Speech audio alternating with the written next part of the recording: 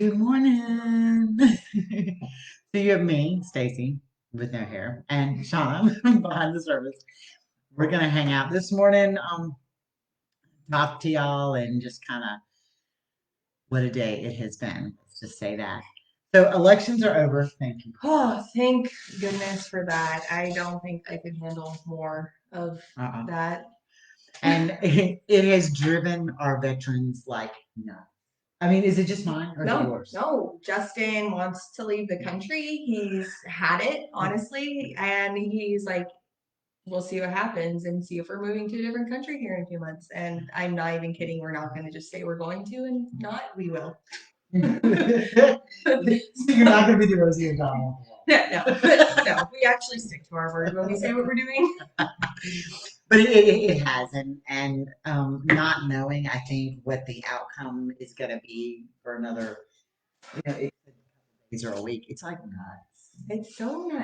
I mean, it reminds me of, was it the Bush Al Gore when we had to do With the all the Chads, recounts? with the little things in the Florida ballots that Oh were, yeah.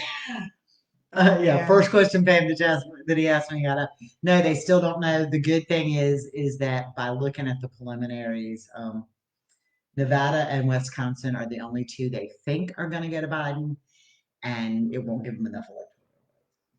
So maybe we can get back to some semblance of normal in, I mean, I just want to go forward.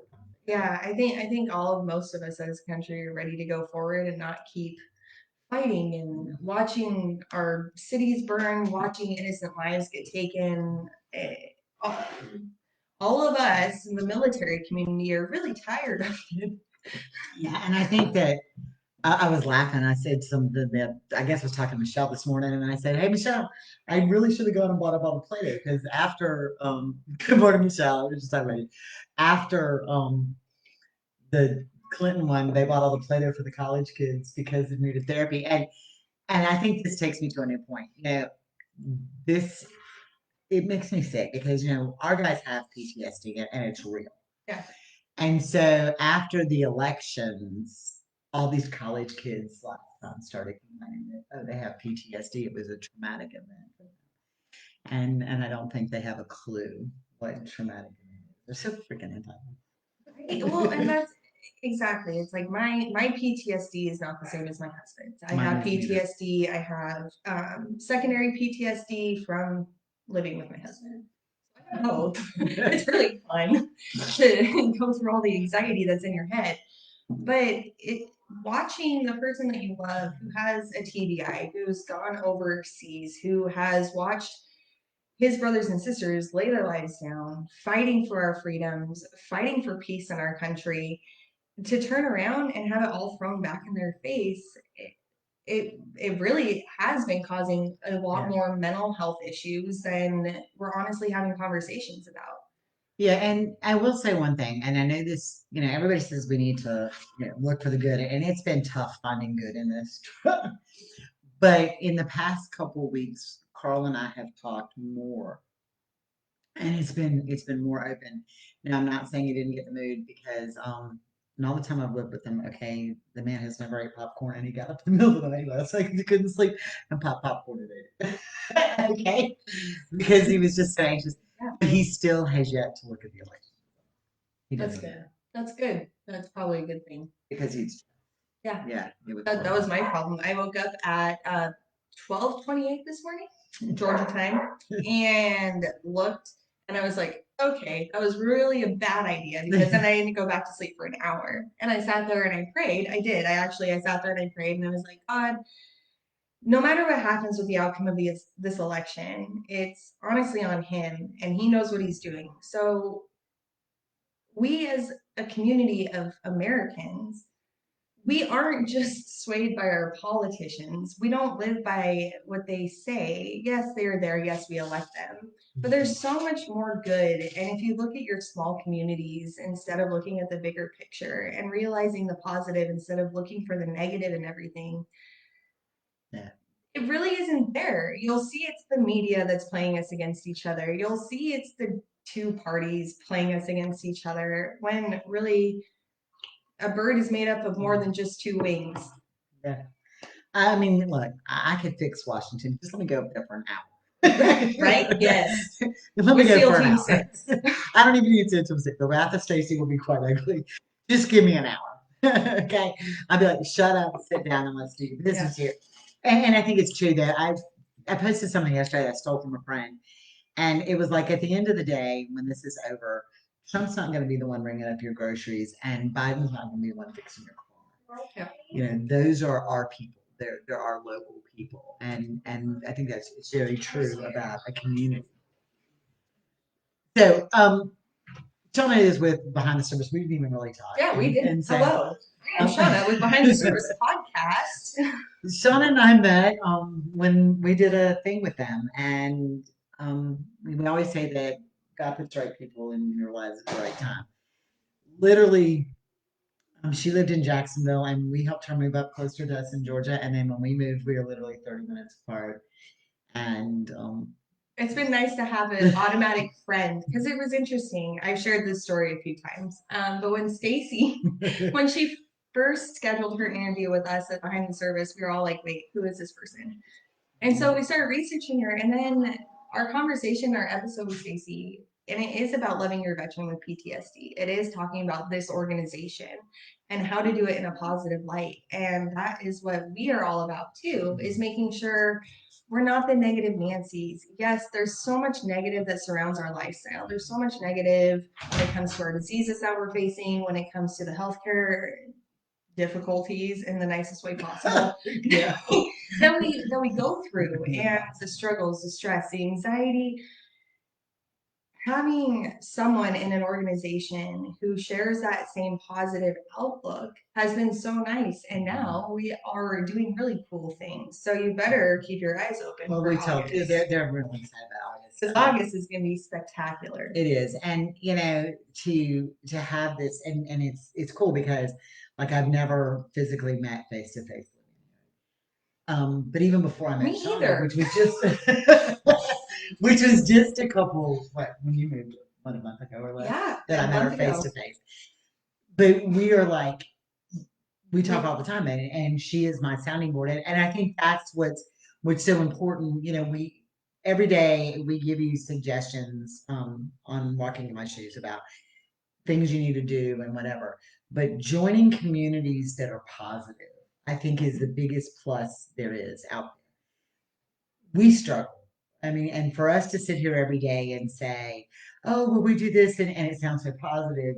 Our life isn't positive. Okay. I called Stacy literally cry. I didn't even call her. She called me. I sent a voice text this morning crying to her because this morning was a bad morning for us. Between both of our anxiety, both of our PTSD, we both triggered. And when we both trigger, it's a disaster. And honestly, like having someone so close by who I'm like, hey, I know you understand what I'm going through, and you're not going to judge my husband. You're not going to judge me. You're just going to be that positive light, that sounding board, the person that I need to hear what I'm saying and not judge me for it. And I think it's done well too with our spouses because let me tell you, God love Carl today. So we have planned this for a couple of days because we both live in the country, and my side of the country has a high speed internet, and Shauna's out of data. Hers it doesn't. So we were coming up, and then Justin came home with this adorable little dog a few days ago. It's a 4-month-old German Shepherd, and Shauna calls me this morning, texted me this morning, and said, I can't come. I got Penny and no crate, and she'll eat the house up and whatever. And so for me, it was like, okay, well, I've got 2 dogs and they just moved into this house and we're not sure how they'll interact. And then I got the text from her, the voice text from her. And I'm like, you know what? I'm coming. And Carl, God love him, totally stepped up to the plate. When we got here this morning, coffee was done. Okay. And he had a fire going. He had a fire going in the fireplace and he is watching the new puppy and 3 children. And watching probably Elsa and Anna, if we're being honest. Which he's okay with. That's probably why he's okay. So, you know, we talk about our veterans in such a negative light sometimes. And for him, I think the anxiety is not so much, you know, the physical act of doing it. It's getting you to that point sometimes. It's getting you to that point. You want the password? Oh, probably. Yeah, I was just sharing it onto our. I'm sorry, I was sharing this onto our behind the service podcast, So, which I do I every think morning. it's my baby with the capital N, my baby 1222. Okay, perfect. You can get on the internet. There you go. So it's just, but having somebody and having a community, I think is so important. And even though we can't physically be together all the time, and I think that's the one thing that was negative coming out of this year and COVID and whatever. But I think it's also been positive because while I look at the bad, I also very much look at the good sometimes. And, being told you can't leave your house and being told you can't be with people and being told you can't do this, um, it kept us from being in our communities of like-minded people or our communities we were comfortable with. But the thing it forced us to become more creative in how we approach getting our word out in Zoom meetings and stuff like this and your coffee and stuff. And so, we got Pam on here who's in Atlanta and we got Michelle who's in Colorado. And we're so spread out, but we're all together. Yeah. And I think that's the positive that has come out of this. Is that we understand that a sense of community doesn't necessarily mean within your neighborhood. Exactly. And Well, especially with the military community, and let me rephrase that. The veteran military family community, it's once you transition out of the active duty lifestyle, you don't have your FRG anymore. You don't have your automatic base friends. You don't have your mom groups. You don't have your soldier crap. because even if you didn't live on the base, they were still in the neighborhood. Exactly. Right. Yeah. You're still surrounded. There's still activities going on the base. There's still groups. There's still Bible study. There's still churches where majority of those people all go to your base. So And when they're deployed, every spouse is in the same situation. Exactly. Yeah. So you form together, but when you're like us and you come out on the other side, you don't have that community, and so you get really isolated. And that is the positive of all of this is being able to create these friendships that are going to last but are nationwide. So we're not only creating a community in our nation, but we're also creating a safe space where if you are scared to share about what's going on because you're afraid of your person's reaction, we're here. Like we have safe places, both of us. If you need anything to talk about, both of our organizations, that's what we're here for. We've all taken phone calls, we've all taken messages. But what's really nice is Behind the Service podcast is actually partners with the Prevents Initiative.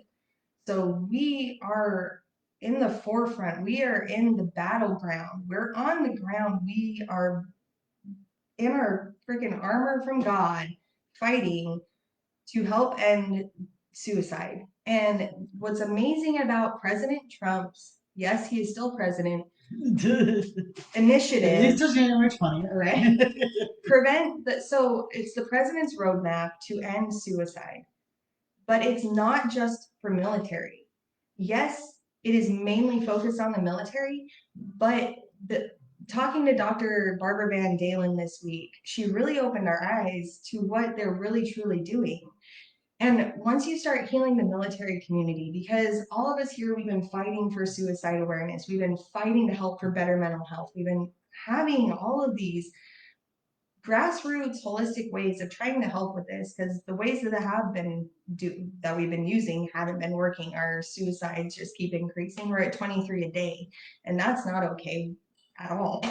Yeah, because it was 22 and then they skewed the numbers. Yeah. Because they took a whole section out and made it 17. And the reality is that that's 22 a day, but that's 22 a day that are VA reported. Yeah. And so there are a lot of veterans who are not going through the VA and who are not using their military benefits for burial and whatever. So that number's a lot higher. And the one of the fastest growing, and I'm sure you got that from your conversation with her, is the first responder community. Yep. And being a first responder, that's where I have my PTSD from, it's terrifying. And what I did in mental health on an ambulance was with my ex-husband was my partner at the time we were married, but it was probably 15 years ago. We went to a little community hospital in Georgia, and we were picking up another patient. It wasn't this particular girl, but this girl had been violently raped, and she said she wanted to die. So they were sending her for mental health, which I get, but the only way they transported them was in a police car. And here is this girl who's probably 14, 15 years old, violently raped.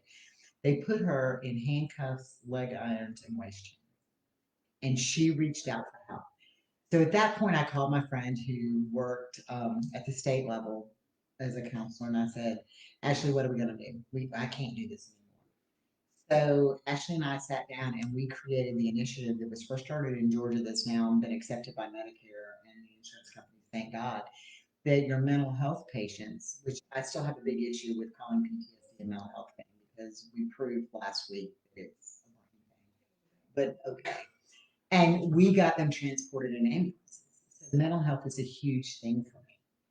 And Valerie, it is a big thing for me, and watching what we go through. And there's this part we're going to do later where we talk about what happens. Every state calls it something different. In Georgia, it's a 1013, it's a suicide harm thing where they can hold them for 72 hours. In Florida, it's the Baker Act. What to expect as you're going through that. I know that Michelle's had some things that she's going to share with us, but how we've trained from the suicide and mental health is such a big deal because nobody wants to talk about it. They all think they're crazy. They all think there's this stigma here that we're tough. We had a lady join us yesterday from Brazil. It was quite amazing. Um, on our just conversation at 3 that we do on Tuesday and Thursday. And she said that they don't deal with PTSD down there like with their first responders and stuff because the culture is different and they expect the police officers to shoot people. I mean, think about it in a cartel situation. So they don't, their first responders, it's normal for them and it's expected of them. Right. So they don't think of it as a traumatic event where we, over time, see it as a traumatic event. And Interesting what happens when you live in a constitutional republic and not a socialist country, right? So it was kind of interesting that she said that. And I think that goes back to the core of what happens with our military is they were asked to do things that is against their moral right. They saw things that nobody should see. For me to get when I got my PTSD from EMS, it wasn't the trauma of the car wrecks. It wasn't the stuff because I knew it was coming. I mean, I accepted that. Yeah. It was the 6-month-old that was dipped in boiling water. Okay, that's not something you normally think about. And so that kind of created my thing because we knew we were going to see trauma from car wrecks. I knew I was going to see blood. I knew I was going to see burn. I knew I was going to even have the risk of having a gun pointed at me. I got all that. But those kind of traumas, and I think that's where our veterans are. It was a different level of trauma and against the moral brain.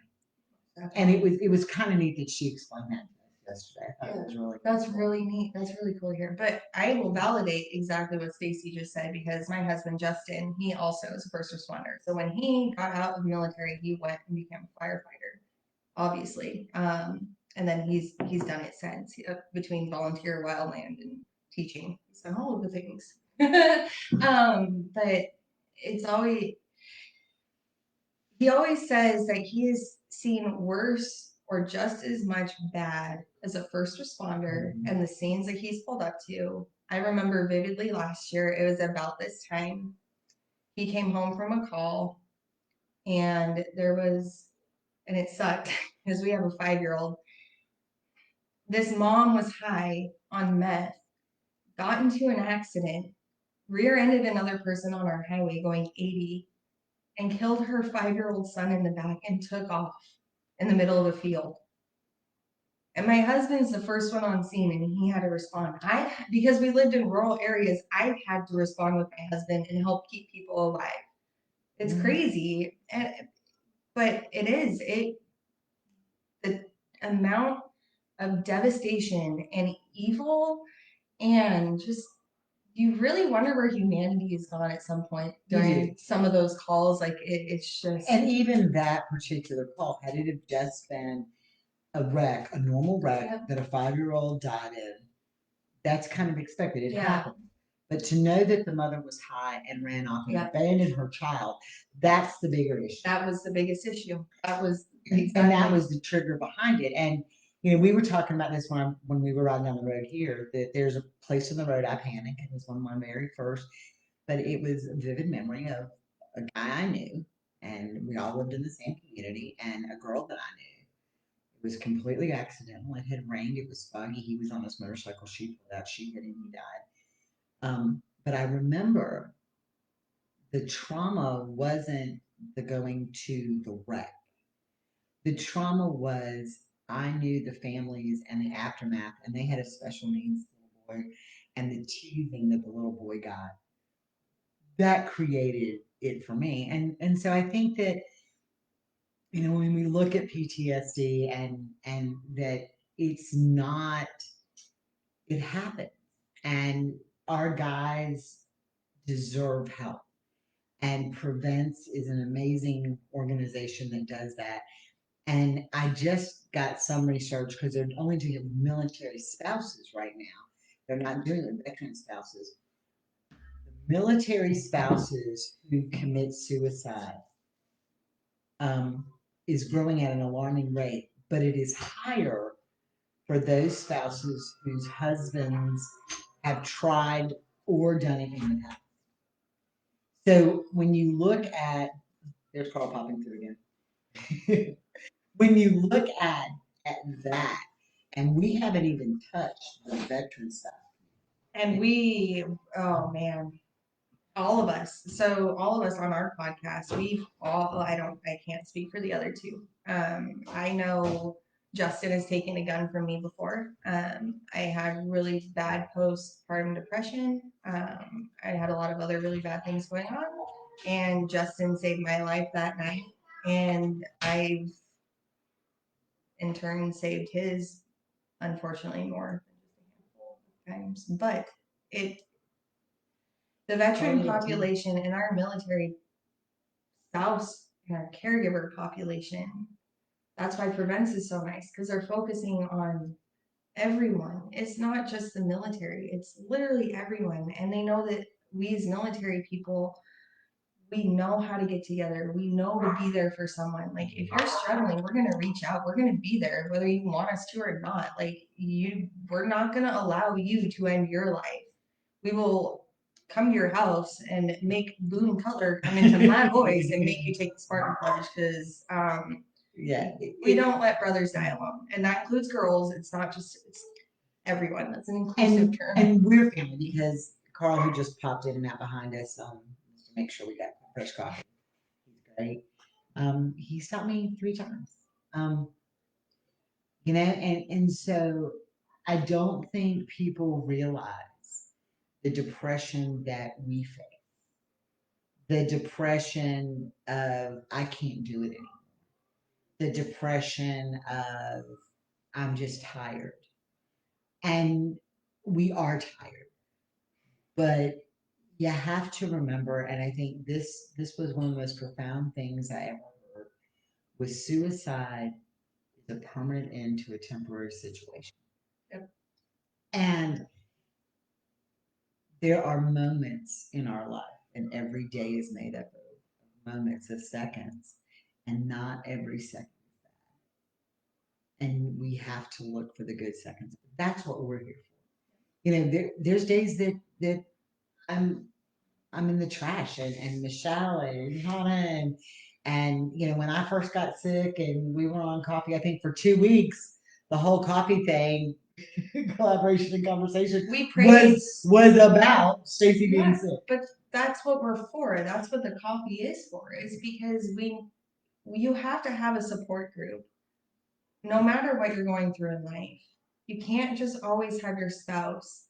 And that was my fault. My husband and I, we also done an episode on codependency. But that's another part of the military lifestyle that it kind of becomes ingrained into you because you're looking to your spouse who's your protector because they're wearing a uniform, right? And even after they still wear the uniform, it just doesn't like disappear. Yes, physically it's not on them, but it's like melded And into you their become body. the mission. Yeah. I mean, I think that's Yeah, exactly. is we become the mission Yeah. in our family. And even though we hear sometimes, and I think that this came from a veteran, it was one of the coolest things I heard them say was a lot of times the talking, the way that they come out, the FUs, the get out, the I'm done, the I don't love yous, and we've all heard it. Okay, so it's not a big deal. First of all, you have to get to that military mindset. If they loved somebody and they were thinking with their heart, not their head, they couldn't do their job. Yep. And when they trigger, or especially with this whole election fiasco going on, they didn't talk to their buddies like, "Oh, sweetie, thank you for the coffee," right? They're not women. Or even if they were women in there, but it wasn't like, and it wasn't like, I need you. Look, there's a crisis coming. I need you to go over here and be protected. They don't baby. They don't baby. So it becomes directed, and it's like, hey, get your effing ass over here. And so sometimes what you're hearing come out of, hand involved. yeah.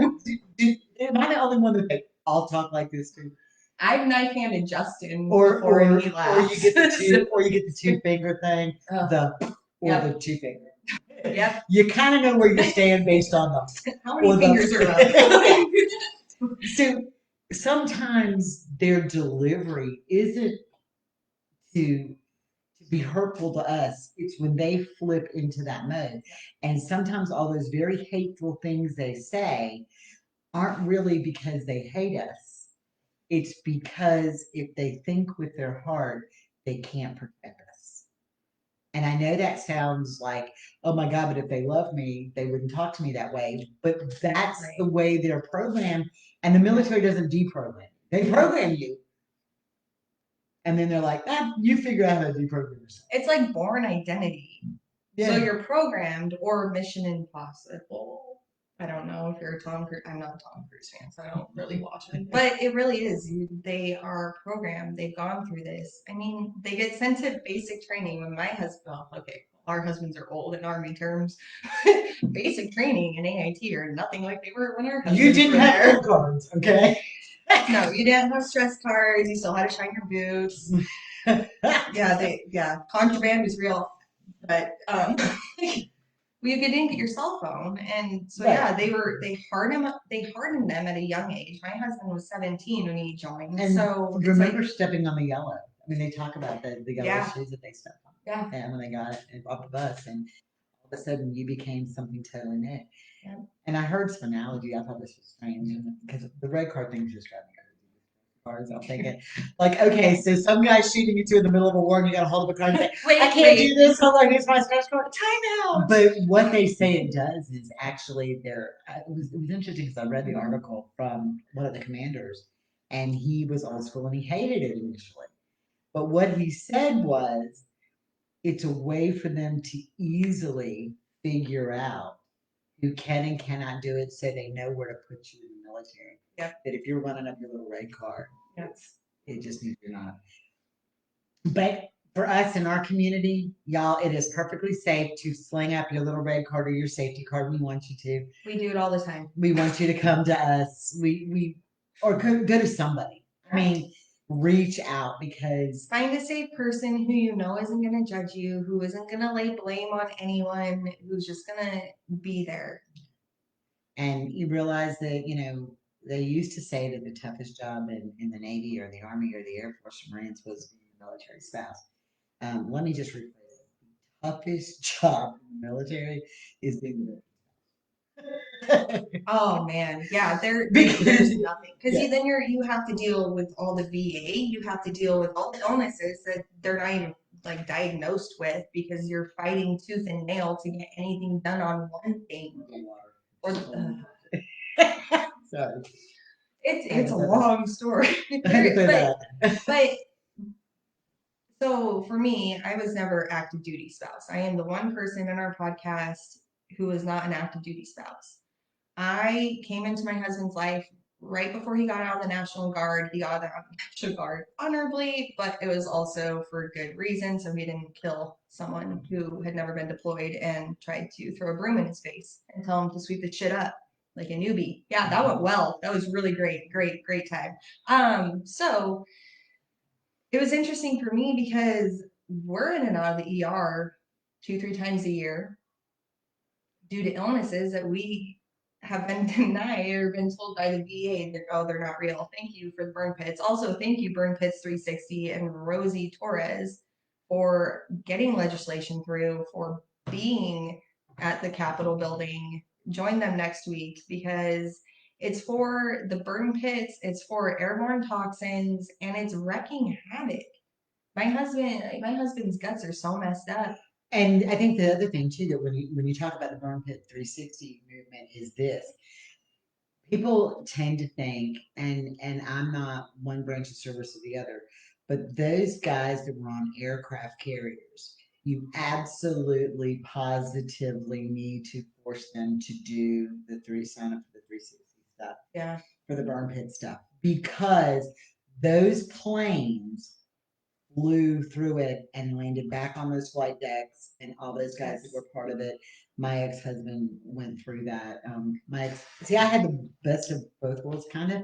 I was active duty with my ex-husband, and now I have the veteran side.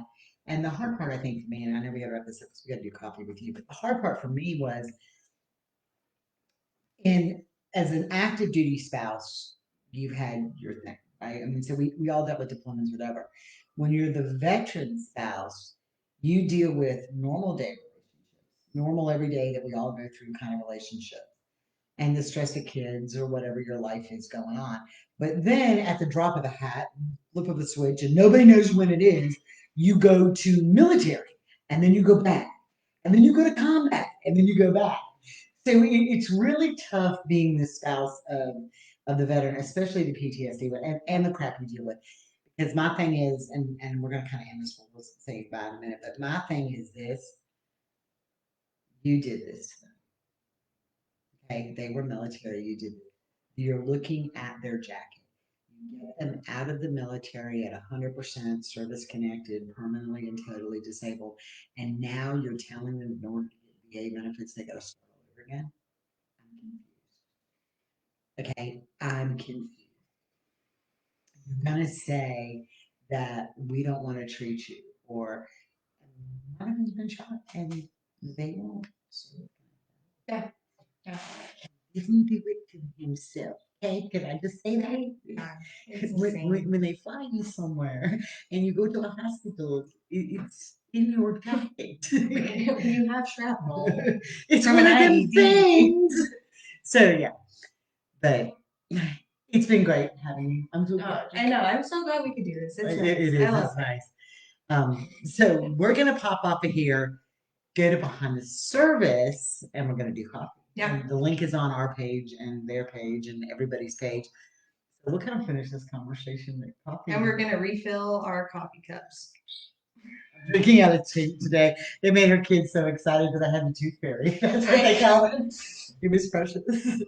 Yes, we're huge in the tooth fairy in our house right now because Addison's lost like 6 teeth and it's insane. It's insane. The tooth fairy's going broke, guys, so send backup.